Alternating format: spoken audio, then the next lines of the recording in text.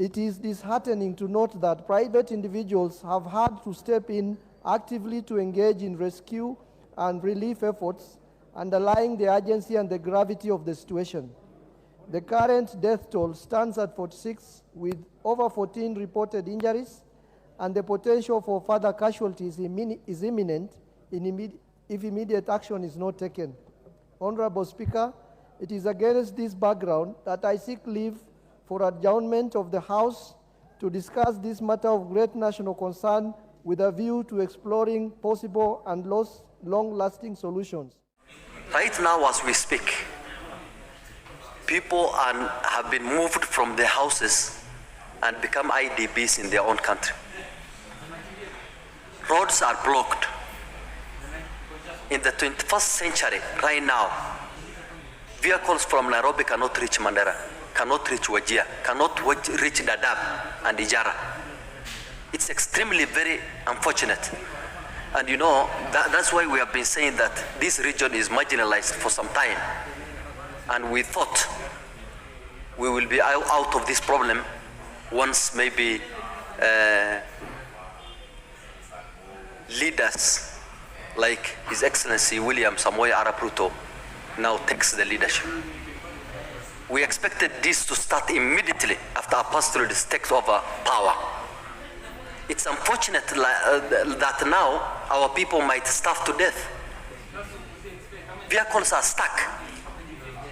As I speak right now, a bag of sugar today is going at 10,000 shillings in Mandera town.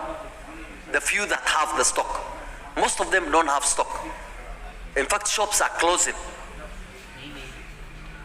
Those few that were coming from the other side of Ethiopia and Somalia, all of them are also suffering the same thing. There are no roads. Now, students doing examination is a problem. We are calling upon the government to call this, and declare this as a national disaster so that we can get help. We are sickened as members of this government because we ourselves are members of this government, KK government. We are sickened, emotionally sad that our constituencies today are waterlogged. We cannot assess them. We cannot get information from them. We cannot give anything to them. The cry of the constituents is just touching our hearts, saying that as members of this government, we expected much from this government. We thought that the stories of neglects of roads, water, provision of water, health facilities will be bygone. We thought that this government now going for the second budgetary appropriations will have substantial amount of money catered for those regions.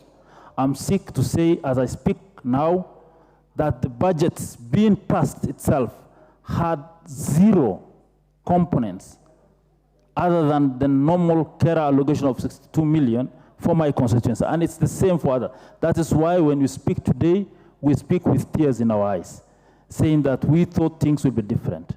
Appeal to the national government. It has now gone beyond cabinet secretaries and other civil servants. These are appointees of the president.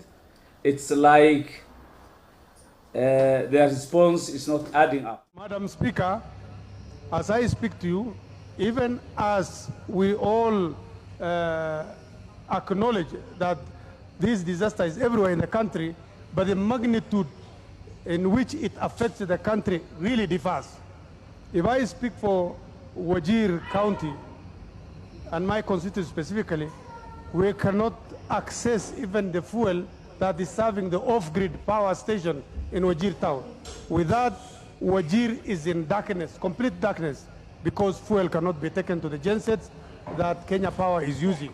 We have appropriated certain amount of money for disaster like this, for emergencies. We want to see that money rolling and helping our people save their lives. I also wish to add and say that it's now the second budget.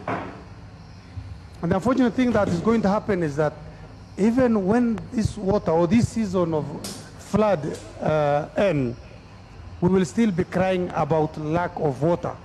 We thought, and we have presented a number of proposals, and we've been promised a number of dams which are going to be built in certain areas so that water can be saved.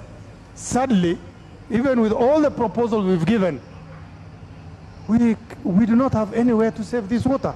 We'll still be crying again. Business is not going to be as usual. No. Where we are from and the whole of Kenya must be considered in the rightful development.